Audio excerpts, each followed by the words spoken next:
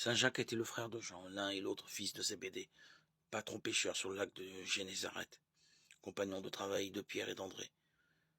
Dans ce monde de gens simples et droits, rudes à la tâche, mais fidèles au Seigneur, et communiant à l'espérance d'Israël, la voix de Jean-Baptiste reçut un écho profond, et surtout Jésus de Nazareth passa. Il devint un pêcheur d'hommes. Un peu d'ambition humaine avait pu se mêler au zèle pour le royaume de Dieu.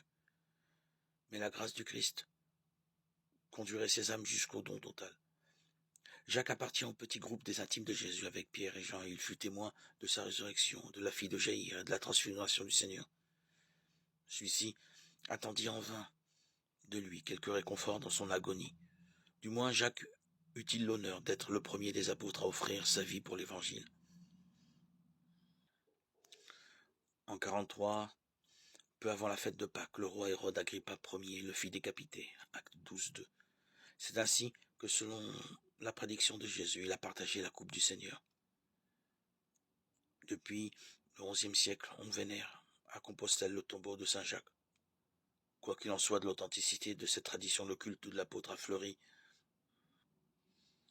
à travers l'Europe tout au long des routes qui mènent en Galice, en attendant de franchir l'océan avec les découvreurs de l'Amérique latine.